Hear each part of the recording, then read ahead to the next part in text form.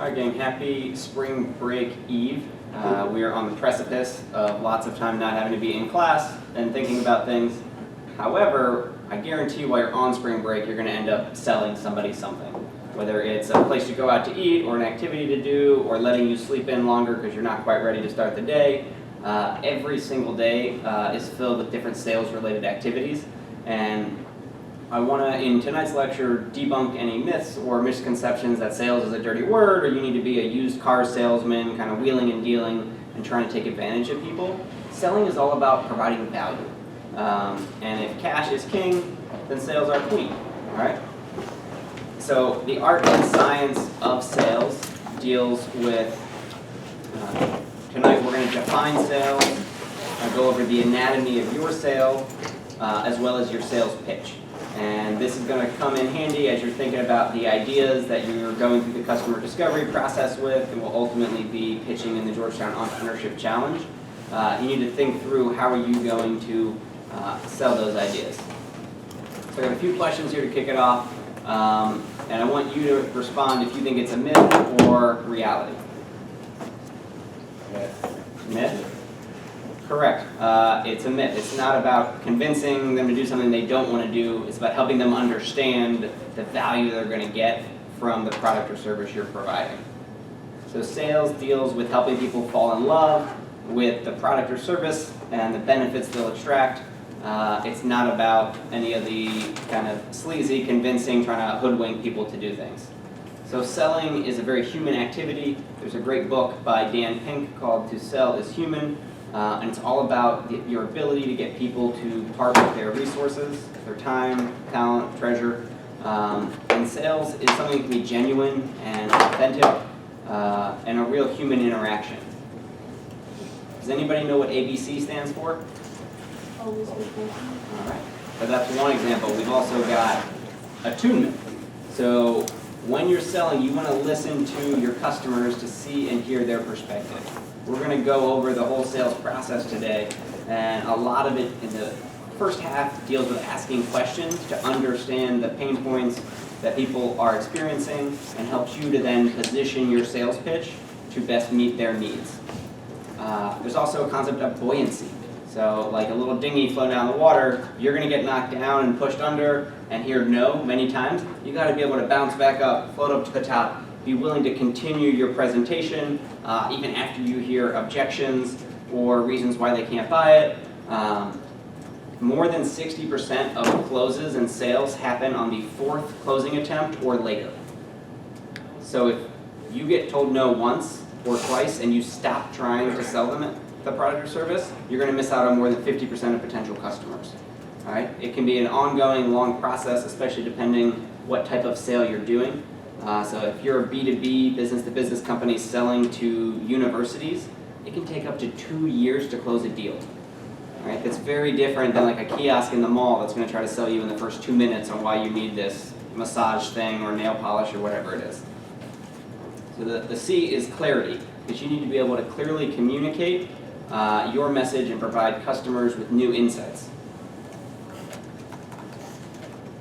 So does sales require convincing someone? No, we went over that. It's an opportunity to buy something that they need. If you do good work, will it sell itself? No, that's a myth, because sales requires effort and attention. Now, if you're selling a product that has a high price, do you think you have to have discounts to sell it? No, it's all about communicating the value that the customer is going to get from that product. If you begin a sales presentation and somebody butts in and says, hey, how much does it cost? Never answer that question. Bridge to talk about your features and benefits. If you haven't spelled out and communicated the benefits and the value they're going to get, there's no way they're going to want to spend $2,500 on this thing. But if they realize they're going to get $5,000 or $10,000 or even $3,000 worth of value for $2,500, they're going to be happy to exchange that and make a connection where a transaction can take place. So there's a few different terms that go into selling. There's sales, advertising, marketing, business development. Business development is one of my favorites here. Hey Claire, come on in. When I first started working at Waveborn Sunglasses, My original title was Director of Business Development. I didn't know what that meant, and the founder didn't even really know what that meant. And he ended up sending me a link to a Wikipedia page on what is a Director of Business Development. And so, business development is all about creating opportunities. It's going out there and talking to people to introduce them to your concept, to the product or service you're selling. Marketing is used to create demands, while advertising creates awareness, and then sales is what creates the revenue. All right, so you need to think about what are you selling, and you're selling three things.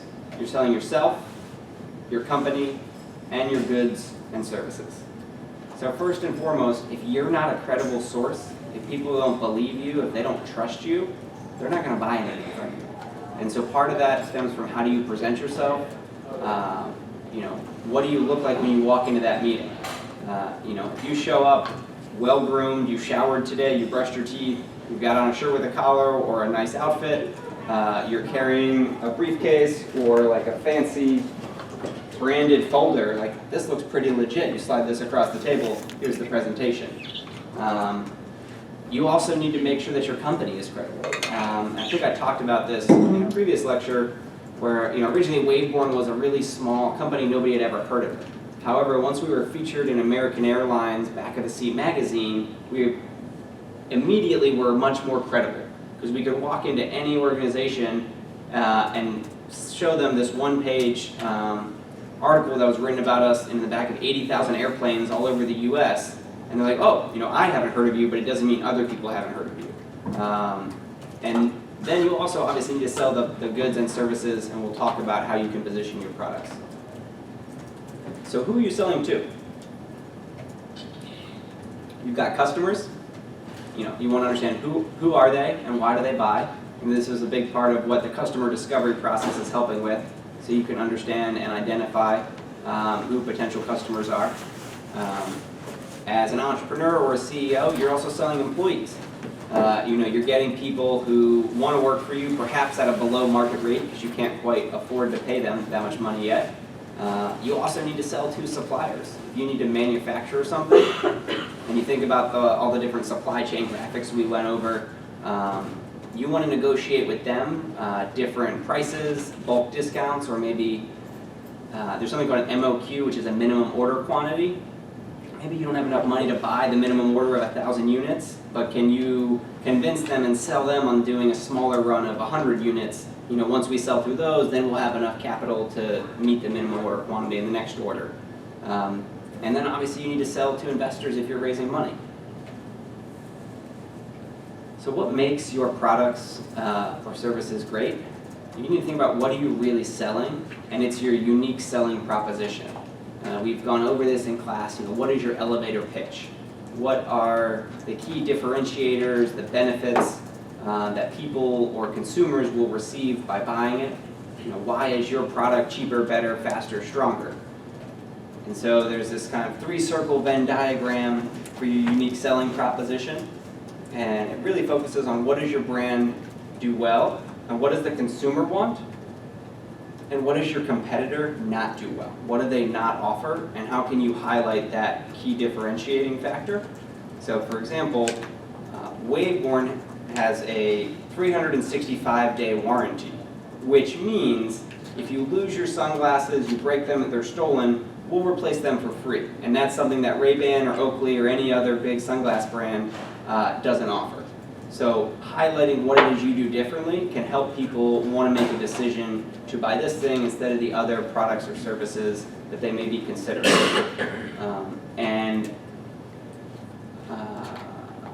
I'm going to pause here before we go into the next section to go over some questions you can ask to qualify customers. And so any sales presentation begins with an opening. Simplest opening is, hi, my name is Mike. I'm a professor at Georgetown. Okay, go over what your name is and say it clearly, especially like Joella, you want to articulate what it is, make sure they hear your name, learn what their name is, and say, oh, hey Colin, it's a pleasure to meet you. Get that introduction going, you want to learn names. Then you want to understand questions you can ask to qualify that they're a potential customer. And as you go through the customer discovery process, I'm sure you're going to interview some people who very clearly are not your customers, and you want to understand what are those attributes or characteristics. Like let's say you're selling a student loan debt consolidation tool. If I go, Tino, hey, how much student loan debt do you have? You say $0. I immediately know this is not a customer, and I don't need to politely spend more time with you. You know, when you're in sales, you want to be able to go from prospect to prospect to prospect, and a quick no is better than a slow maybe. Right? People will suck your soul when they're like, oh, maybe, like, check with me next week, maybe next month, you know. They're probably never going to buy, and it just takes you so long to actually rule them out. If you come up with 2 or 3 questions you can ask right away, and if anybody gives the wrong answer, you know they're falling out of the sales funnel, that's great. It's a really effective way to qualify and to disqualify customers. Some needs-related questions here are, you know, what are the top challenges your company is facing today? What results would you like to achieve in this area, whatever industry or type of product you're selling? You know, how would achieving these results benefit you or your company? And then also ask on the flip side, if you don't solve this problem, what consequences are you going to face? You know, and you can also try to gauge the time sensitivity and like how quickly do they need to solve this problem. If somebody says, hey, we need to solve this by Monday, boom, this is urgent. You've got like a 4-day window. You want to talk to them today, you want to follow up tomorrow, probably check in with them over the weekend, make sure that you know what time are they meeting with their boss or their boss's boss on Monday to make the final decision, send them all the materials they need, because you probably might not be in that room when they make that final decision. On the flip side, somebody says, hey, we got to solve this problem by December 31st. It's March. All right? There's not a lot of urgency on their side to solve the problem. You can try to generate some urgency there. Perhaps by saying, you know, we only have 4 units left. Like if you don't buy one of these 4, we won't have any more in stock until next year, and you won't be able to meet it. You might be able to ask questions like, you know, hey, have you solved? I know you don't. Oh, that's great. You know, thanks for letting me know you got to solve this problem by the end of December. I'm just curious, like, what benefits do you think your company would see if you solved it by the end of March? You know, how could you be more effective in your role for the next 9 months if this wasn't a problem hanging over your head? And try to get them to think about, oh, you know, it would be really helpful to solve this ahead of time. So I have another checklist here for doing product demos. So if you're selling like software as a service, for example, you might do a screen share, or you might even go into somebody's office or into their home and show them how to use a specific tool. And in doing that, you want to have some qualifying things for the demo attendees. You want to understand what other products are they evaluating, you know, how are they currently trying to solve this problem or achieve these results, things like that.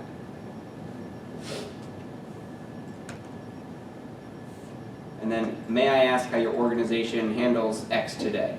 So again, it's all about figuring out what are their current solutions and how can you adapt that. Yeah. What if the thing that you're making is not organization-based, it's person-based? Then say, how are you currently solving instead of how are your organization? And you might be able to ask, like, how are you currently solving this, and how are your friends or family solving this? Just, they might even be able to throw out other potential alternatives that they wouldn't explicitly say. Claire, do you have a question? No, I was just thinking All right. So now we're going to take 2 or 3 minutes and have each of you either type or write up what your unique selling proposition is for one of your ideas. It's probably going to be the one you're doing customer discovery with, but if there's a new or a different one that you want to think about over the next couple of minutes, come up with a sentence like this, and then we'll have maybe 2 or 3 of you share it, and we'll keep going through the lecture. And there's a really powerful 2 words in here, the which means, which can connect any feature to benefits. And so, literally, I just got a Bombas Socks sales email, and it says, built-in arch support. It's got a guy playing golf, which means arch support, which means you stay on your feet longer. So the benefit is you can go play 18 holes of golf instead of 9 holes of golf because your arches are better supported. So as you think about what are the features, that may be a certain thing you have built into the product. What does that actually mean for the user? How is their life better? What is the benefit that they receive as a result?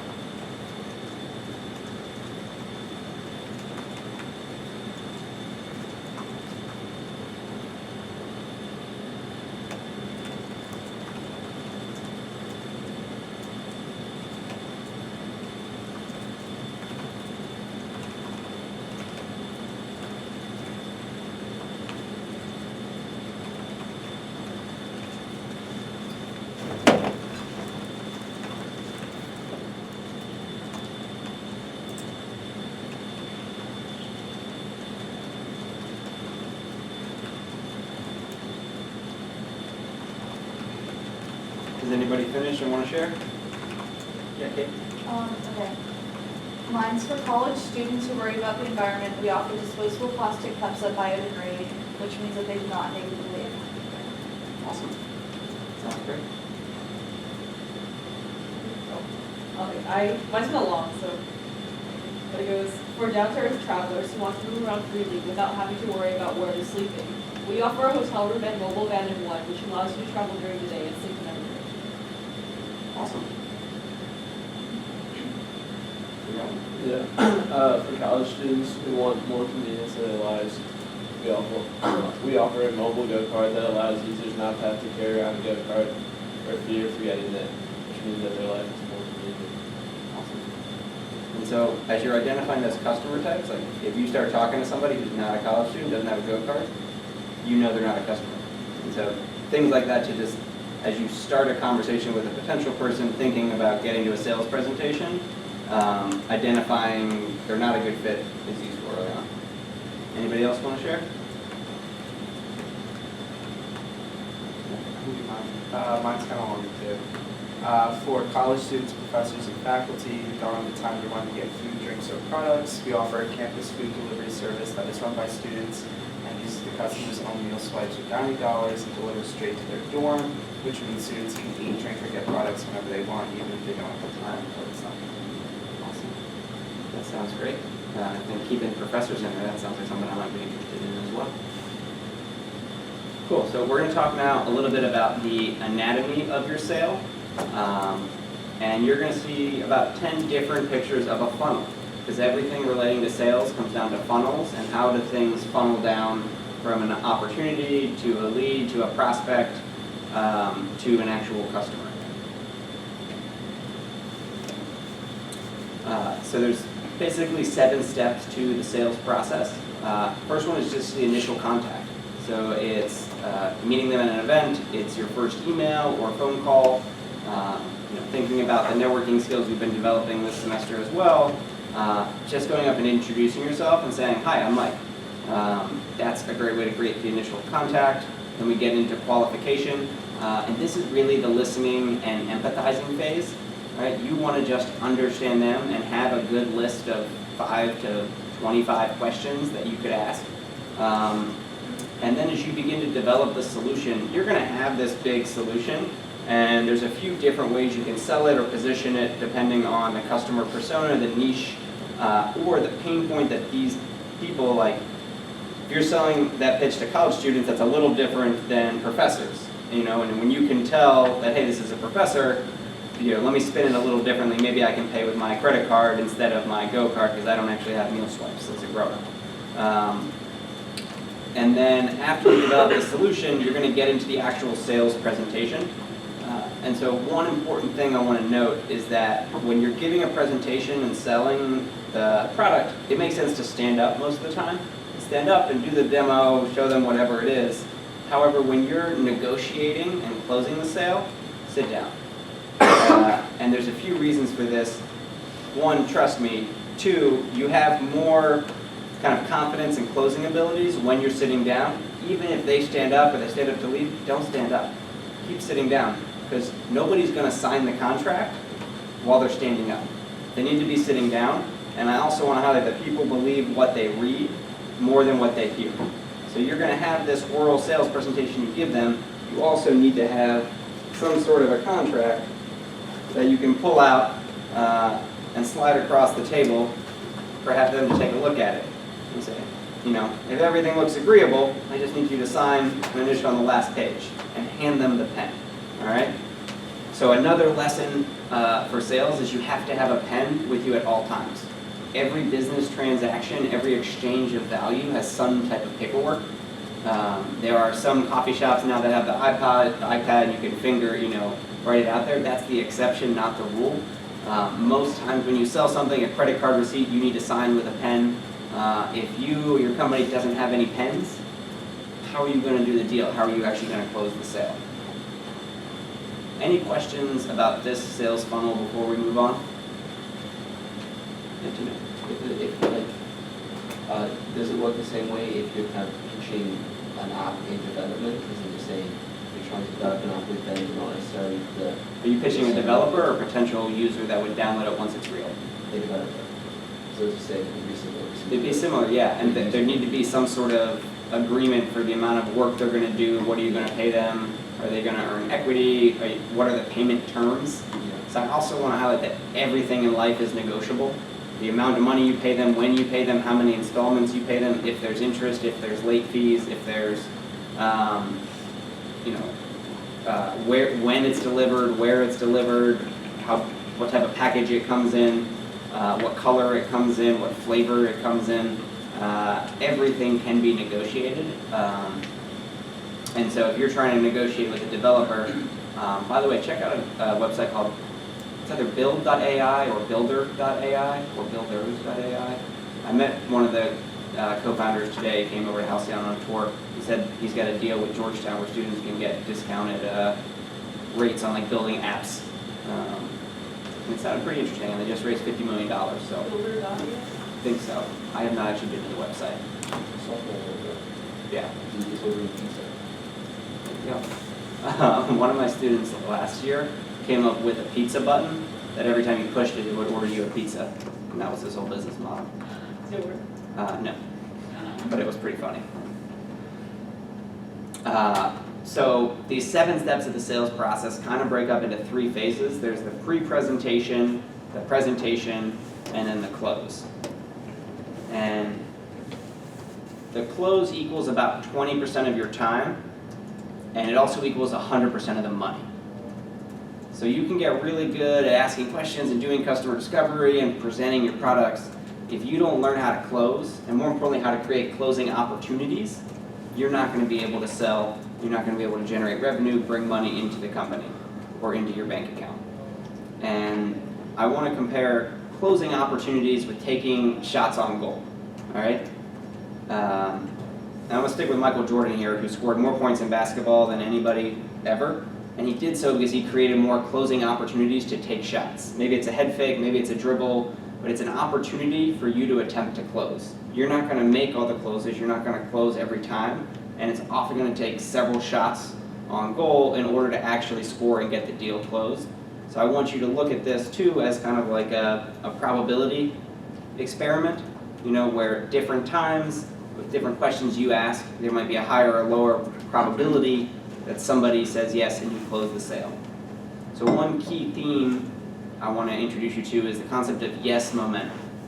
Were you all excited when the Washington Nationals won the World Series? Yeah. Did you guys watch any of the World Series games? I got no's there, so I know I got to backtrack. I got no momentum, so I got to start again. Do you all go to Georgetown University? Have you guys ever eaten at Wisey's? Yeah. Do you guys want to buy my product? That was a little quick there. There's a jump, but the idea is I asked 2 questions that didn't have much to do with what I'm selling, and I got you to say yes, and the heads are nodding. And creating that momentum gives you momentum to go into a closing opportunity to attempt to close. And I'm going to spend the last 5 minutes or so of class rattling off different closes for you to think about as you're getting ready to take that shot. What conditions do you want to be right, and what questions can you ask where if they say yes, you have closed the sale. So you need to think, yeah, Claire. This is unrelated, but I wanted to add on it's a really good strategy because it's supposed to be psychological. Because I'm working as a student caller now, and like students call online like begging for money basically. Mm-hmm. But like if you get them to say yes enough times, they'll say out of habit when you like ask them about paying. And once you have even just like confirmation, you're supposed to go for it and be like, all right, what's your credit card? Yeah. Yeah, and apparently it works. So. It does, for sure. I have donated when students have called me and like, and I listen and like, oh yeah, I did do that. I did enjoy that part of the college experience, And it's building trust too is an important thing there. Of, if you're an alumni and you hear current students calling you, you have a shared experience. You spent 4 years on the hilltop. You know what things were like when you were there, and there's a connection. And creating that connection is an important part of selling. And there's different ways you can sell, whether it's B2B or B2C. Relationship selling. There's also an idea of doing an initial small deal, like a pilot. We're selling somebody, one of something, so that's easier to then do the next deal. And once you've done business and we've exchanged money, and goods, I'm way more likely to do a second or third deal with you because I already know who you are. I trust you, assuming the first one went well and you didn't hoodwink me and sell me like a used car that doesn't work or whatever it is. And when you think about selling into businesses or into schools or large organizations, they have a whole process for their accounts payable and accounts receivable department. So like you need to be set up as a vendor in Georgetown's system for Georgetown to ever pay you money. If you've never filled out that form and no admin or faculty or staff member has put you in the system, it's physically impossible for them to pay you. However, once they pay you the first time, in less than 5 minutes they can pay you the second, third, fourth, fifth time because you're already set up and there's a vendor ID that they can do to write you a check. Do you guys know the difference between accounts receivable and accounts payable? So accounts receivable is great because it's accounts that you're going to receive money from. It's people who maybe you had a net 30 agreement with where they had 30 days to pay you, and this is something that'll show up on the balance sheet when we're doing a little accounting exercise here. It's people who owe you money, they've already got their goods or service, they just need to pay you.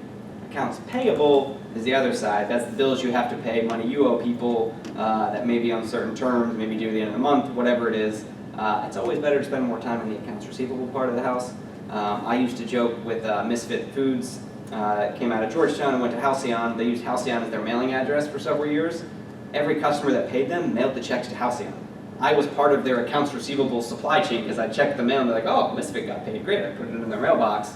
I didn't have to do much besides just move money closer to Phil getting the check and depositing in a bank account. But it's an interesting way of thinking about how are you helping companies make money and reducing friction in how people pay you. Alright, so now we're talking a little bit about sales capacity and what is the level of effort to meet certain sales goals. So whether or not you are an official salesperson, the company is going to have sales goals. And you need to think about how many hours is it going to take for how many meetings, at what conversion rates in the funnel in order to make a sale. And as you come up with a sales goal, you'll also then have the capacity you can calculate. And I'm going to share an Excel sheet with you that I will show you briefly right here for coming up with how much money do you want to make, what's the average size of a deal, so not the like smallest one-off thing you can do and not the biggest contract you've ever had, what's the average, and then how many sales do you need to meet that. This is automatically calculated. This tab, you fill stuff in here and here, and here's an example of what it looks like filled in. So you can use this to play around with and think about the fact that if $500,000 is your annual sales goal, but you're only converting 25% of leads into prospects and 35% of prospects into sales, it's going to take 86 weeks to meet this goal. So either you need to increase the average size of the sale, you need to improve the percentages at which things are converting, or you need to be able to make these things go faster in terms of how quickly does the hours per lead change. So you will have this to play with in the future, but understanding this also helps ground what your projections are and how much you want to sell into reality. And a lot of times I talk with entrepreneurs who have this like massive sales goal of, hey, we're going to make $1 million this year, but if your average sale is like $1,000, right, you're going to need to sell that 1,000 times. That's more than 3 a day, and that includes working on weekends and holidays. So making sure that your projections and assumptions are realistic, and oftentimes as companies grow, they need to add salespeople. Having one person do this is impossible, but if we had 5 or 8 or 10 salespeople, we could easily do this goal. So we talked about what's the average size sale, how many average size sales do you need, and how long does it take to make one. So at the top of the funnel, you want to get as many folks in there as possible, and a lot of them are going to fall out, especially as you ask qualifying questions. If you get email addresses and some of them are not college students and they don't have a Go card, they're falling out of the funnel, all right? And that's fine. You're narrowing it down who are the real prospects that can become customers. And so there's this idea of content marketing and creating marketing materials that can generate awareness. So the top of this funnel is getting folks to go to the website, things like blog articles or YouTube videos or download this free ebook. But in order to access this free ebook that I wrote, you need to give me your email address. Boom, you're in the sales funnel. All right? Once that email address is collected, companies can create something called a drip campaign. And what that means is every time a new email comes in, they get an email that day, and then they get an email 2 days later, and then 5 days later, and then 10 days later, and then 21 days later. And it's automated. It all goes through HubSpot or a certain system. And it's not like an email newsletter where everybody gets this thing on the exact same day. It's just based on when they sign up. So if I sign up today, and you sign up tomorrow, and you sign up the next day, and you sign up the next day, we're going to get staggered emails individually, yeah. So it doesn't fall under like some email services have like categorization of emails, so it would fall under newsletter, it would fall under a personal email. They usually call it a drip campaign. Okay. And those people that are in the drip campaign mode may also get your newsletter. If you're sending out a monthly newsletter, they might also get that regardless of where they are in the process. There's also logic you can put into the campaign that says if somebody takes an action, they eject out of that campaign and maybe move into the qualified or like warm leads bucket, and then a salesperson will reach out to them directly because they clicked the link or they downloaded another thing or they've replied to the email or they scheduled an appointment with a customer sales representative. Different things you can do is you don't want to keep sending them the cold lead emails when you're actively meeting with them and they're further on. Cody, what was your question? At what point are like too many when does it like become too many emails where they start to like unsubscribe from like? So that's something you got to test. There's no like straight answer. An email every day is probably pretty obnoxious. Yeah.